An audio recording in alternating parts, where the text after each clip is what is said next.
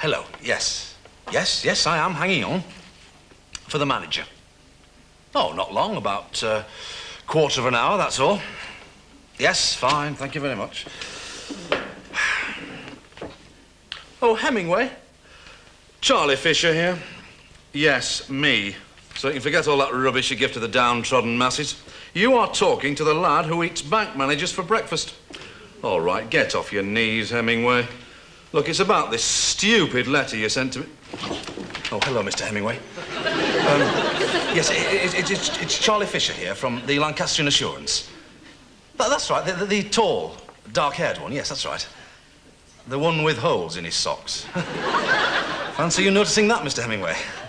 Yeah, well, the thing is, I got a letter from you this morning, Mr. Hemingway, and I was wondering if it would be possible for you to clarify the situation for me. Yes, right. Well, it says, I regret I must ask you not to draw any more cheques on your current account until such time as the overdraft has been reduced to the agreed figure. Now, I wasn't sure what it meant. Exactly, you know. You regret to inform me that you must ask me not to draw any further cheques until the overdraft has reached the agreed figure. Oh, that's what it meant. Thank you very much indeed, Miss Hemingway. But what I wanted to ask... Hello? Mr. Hemingway? Oh.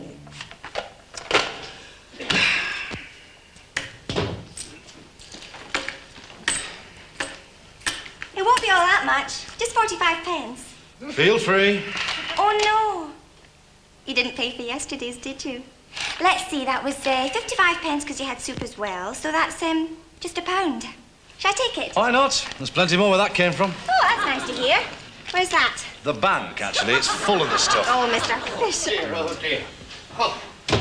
Oh, Mr. Sinister, you're wet through. Yes, well, I'm afraid it is raining rather heavily. Came on just as you got out of the car, did it? No.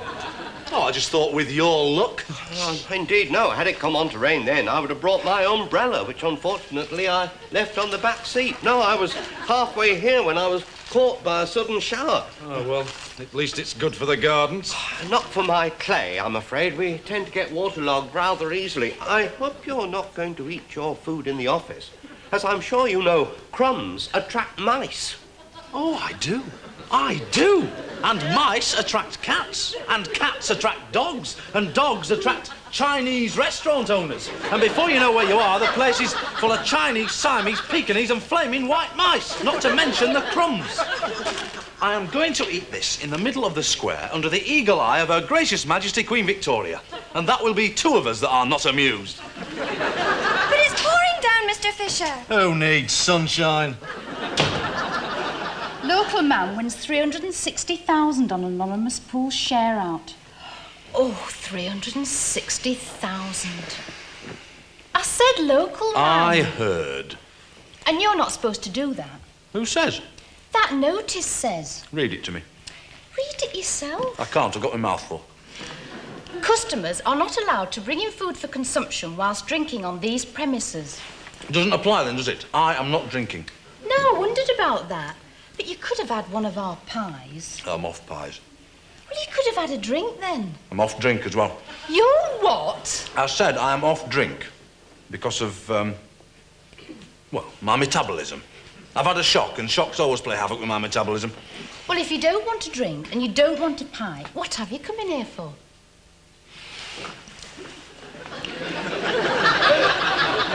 So I can look at you while I'm eating my barm cake.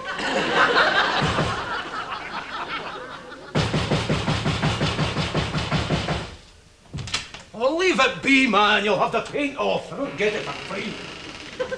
Mr. McClintock? Fisher, Lancastrian Assurance. Oh, come in. I'm just about giving you up. I'm glad I caught you on your day off. Every day's my day off in this godforsaken country. It's my wife that does the work. Oh, so... Right? 8 hours a day in a biscuit factory, thanks to you Sassenachs. I came down from Scotland full of high hopes. And what happens? I'll tell you what happens. Not a single day's work in 9 years. And I sign on regular, week after week. I don't get a thing. Oh, dear. What do you do? I'm an ostler. An ostler? Oh, well, I don't think you'll find there's much hostling around here. Plenty of wrestling, hassling and tussling, but not a lot of hostling. I asked you here to do business. You did, Mr. McClintock, you did indeed. Now, what is it I can do for you? I want to surrender a couple of policies. Oh, I see, and take out a bigger one. No, I just want to get rid of them. Oh, that is a drastic step, you know. Ooh, young man like yourself, you need the cover. And what about your wife? You could go like that, you know. You could die of over leisure. It has been known. You can just seize up.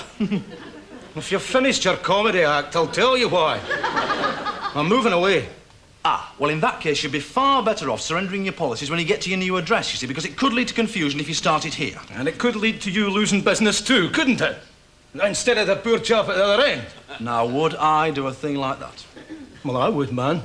I'm telling you. Yes, right. Well, if you have made your mind up, have you got the details, eh? Huh? Right. It's hardly worthwhile, this, is it? You get a couple of quid on a pair of these. Don't say it like that, man. A couple of quid's a hell of a lot of money to some folk. I'm sorry. You're absolutely right. What am I talking about? Have you got the policies? I don't know where they are. You've got the book. That's surely proof enough. I'm afraid I must have the policies. They're all the same, you flaming bureaucrats. You want the flaming earth? God knows where that woman puts things. Under the mattress, like as no. Yeah. Should I have a scout round down here, then? All right, but don't make a mess.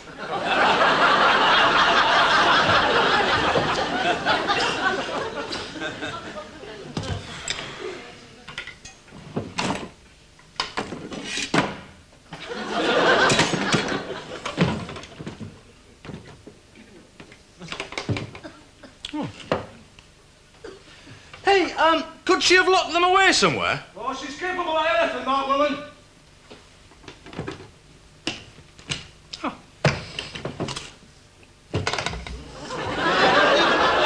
Hanging in a hook in the... What are you doing there? It's a fortune, that. It's none of your damn business. There's £1 million in there. It's none of the sort.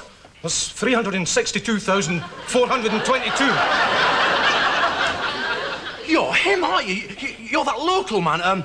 360,000 in anonymous pools win. Keep your voice down, man. These walls are paper thin. But you are, aren't you? You're him. I am. And I'm glad somebody knows. It's been weighing on me. But what on earth is it doing in here?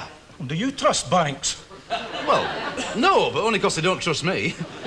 Well, no, come on, why don't you invest it? What in? British Leyland? Or the steel industry? The whole world's crumbling, man. The money's better where it is. But say somebody just, nicked in, kids say, and they opened that You drawer. don't think that hasn't crossed my mind? I've had it in here 2 nights. I haven't had a wink of sleep. Sleep? God, I wouldn't breathe, mate.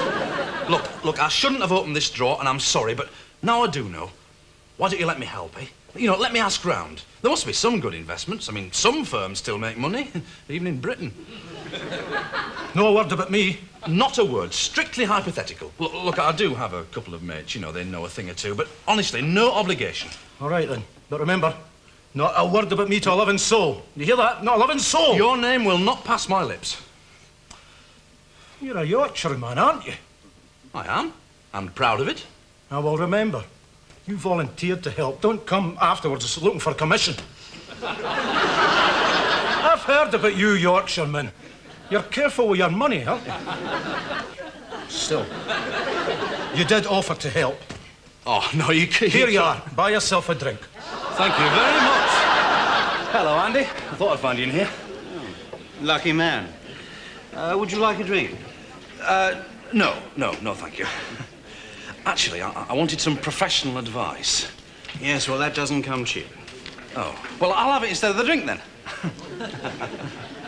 How is the wonderful world of wealth these days? So. Look, where do you put your money, eh? It depends how much. What are you thinking of? £100? 350,000. Give or take the odd 10 grand. Keep your voice down, Andy. Ask around for me. Put it on paper, leave it behind the bar, OK?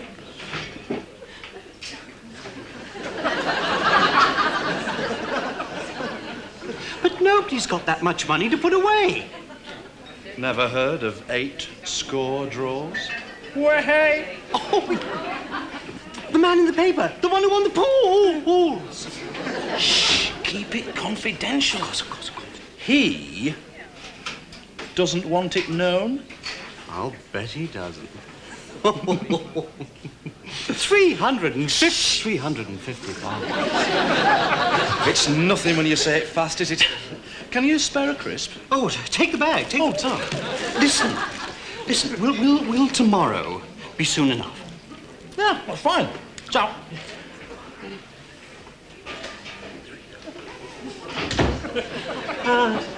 Can I, Thank you.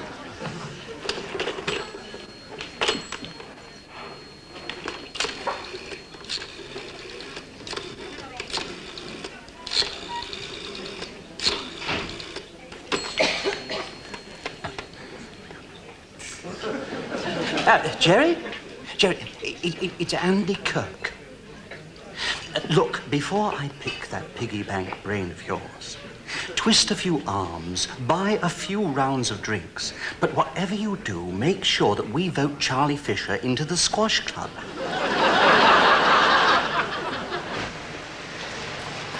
Like to buy a flag, sir?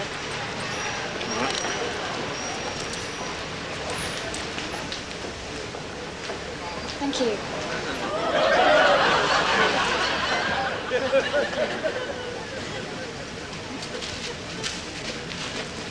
Excuse me. Do what? Hey, you ain't got a couple of coppers for a cup of tea, have you? Do you know, I bet you think you're the poorest man in Bolton, don't you? Well, you're not.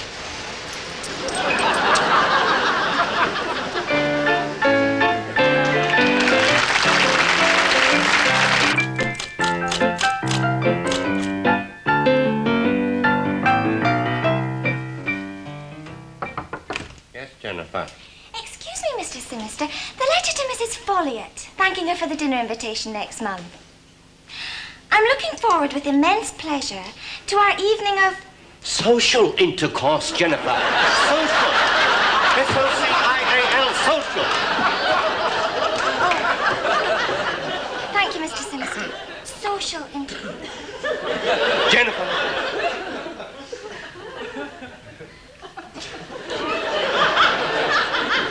What did you think it might be? I thought it was social intercourse, Mr. Sinister.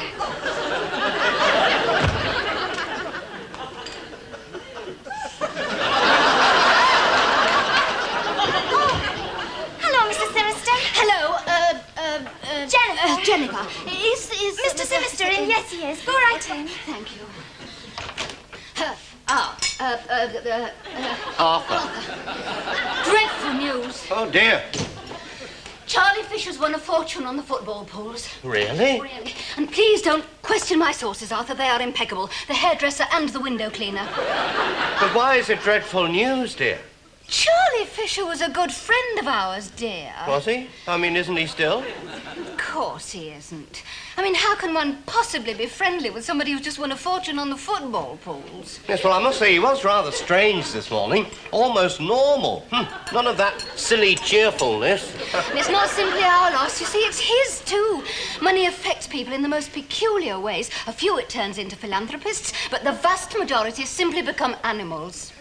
And talking of animals, think of what it did to, Rin Tin Tin? no. Red Rum? No, dear. Your sister. Oh, Ethel. Yes, your Ethel. I mean, look what happened to her when she had that win on the premium bonds. It was an absolute orgy of spending. 4-bedroomed house, estate car, that terrible mink stole. It completely ruined her. Well, of course it ruined her. She only won 25 quid. Yes, well, quite, dear. Quite. Just think what those thousands are going to do to Charlie. He never said a word.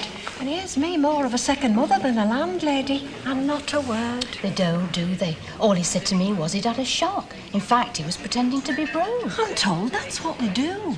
Eating and barm cakes at this bar and 350,000 in the bank. It'll spoil him, you know. It always does. I know. And he's such a lovely fellow. I just wish it was me instead of him. Oh, that's nice of you, love. Hey, all that money morning. And to think that I popped in here today to tell him to come in early tonight because I got some cow wheel. I should think he's had his last cow wheel.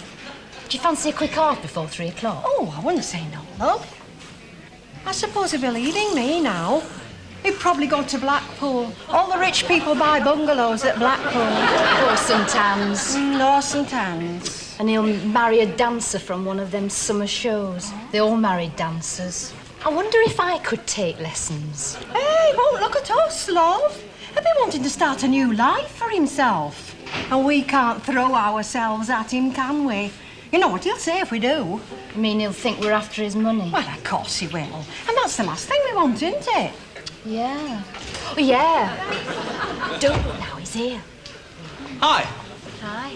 Oh, boozing at lunchtimes now, are we? I just popped in to tell you there's cow wheel for your tea, but if you don't want it, you can stay away. There's not all that much. Well, thank you for the kind invitation. You could come to my place. But I'm going out. Oh, and thank you, too. Look, stick us a pint on the slate, will you, love? You're too late. What do you mean, the towel's not on yet? Oh, yes, it is. And I don't want one. Well, you've got one. Well, I don't want another. I wasn't going to buy you another. Charles? Oh. Marvellous thing, money, isn't it? Isn't it just? As soon as they think you're on the cadge, they drop you like a hot potato. Oh, I like it. Very droll. Sorry. Look, I managed to get that information that you asked for yesterday. That is straight from the horse's mouth. Great. Yes. Incidentally, Charles, have you ever thought of taking up squash?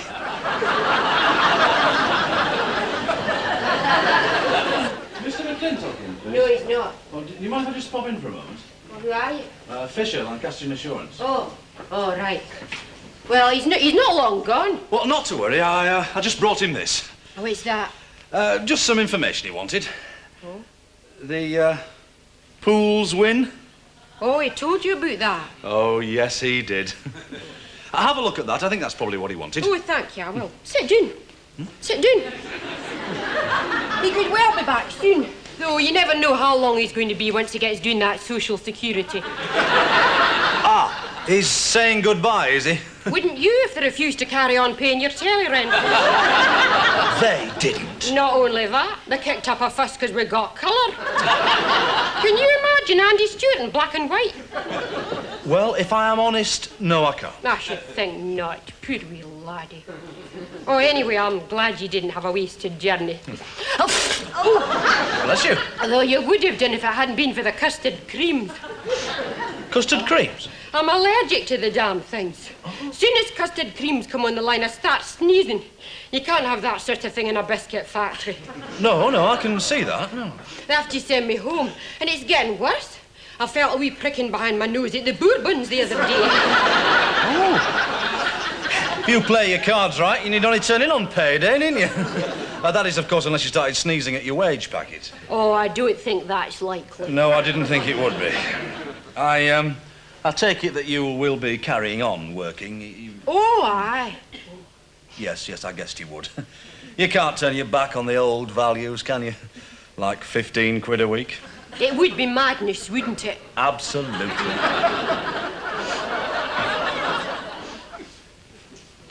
Well, anyway, I'll tell Mr. McClintock that you called. Yes, anything else he wants, he knows how to get in touch with me. Oh, I'm sure it's appreciated. He doesn't have a lot of friends. Yes, I know how he feels. Now, representing as we do Mr. Fisher's former friends, I do think we ought to discuss our attitude to him. But we're not all here, Mrs. Simister. Marigold knows too. The barmaid at the Feathers. Ah, yes, but she's not really close to him, is she? I mean, not in the way we are. Oh, no, I suppose you could say that. And, of course, I did say we are representative. Only representative. I mean, my hairdresser and the window cleaner aren't here, are they? No. Would you like to start? Arthur, yes. Well, I don't think we're altogether right in turning our backs on him at this unfortunate time. After all, that kind of dubious good fortune brings enough tribulations as it is without adding to it by withdrawing the hand of friendship, as it were. Taxes, the unwelcome attentions of professional people. confidence tricksters. Insurance men. Yes. Charitable requests of all descriptions dropping through one's letterbox. Not to mention the hordes of impecunious relatives who suddenly materialise out of thin air. Are you all right, Jennifer? I just feel so sorry for him. Oh, but you mustn't let it show, love. Word no. Now, there is one thing we must all remember. Yes? Carry on, dear. It'll come back to me. Well, I've forgotten what I was going to say. Oh, dear. Excuse me. I'm just going to get my handkerchief. Yes, of course. What is wrong with me? And why do I keep falling over you everywhere? I've just popped in to tell you there was cow eel for tea. You told me that in the pub. Yes, well, I thought I'd remind you, in case you've forgotten. It's easily done. Look, I don't know what is the matter with everybody today, but please, may I just say one thing? Money isn't everything. Do I make myself clear? Abundantly clear, Mr. Fisher, Charlie. And I, for one, can well understand the burdensome nature of your present position. Arthur! I don't care, dear. There are certain things that must be said. Wait! Where is it? Right, you! No, don't you dare. You know what he did? You know what he did? This Englishman! He broke a confidence. That's what he did. You promised me you wouldn't tell a living soul. But I didn't tell a living soul. What does that make my wife? I mean, I know she's not very lively, but she's living. Oh, come on, she knew. Did she? Hell, man. She only thought I'd won a few quid. Why do you think about the wee cross in the box if it wasn't to keep away from her? I had paradise in my grasp. Paradise! Look at that. A one-way ticket to Rio de Janeiro. First class. Oh, you rotten pig! Oh, you. There's one thing I hope. If you ever win the polls like I do, I'll shout all over this godforsaken country of yours. Come on,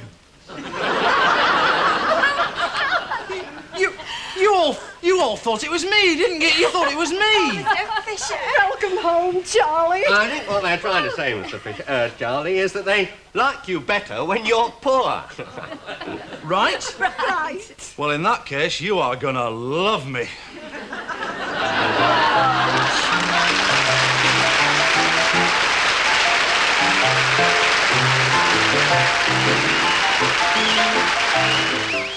Drama here on Granada Plus in a moment when there's a death in the family and Richardson makes a tragic mistake in love for Lydia.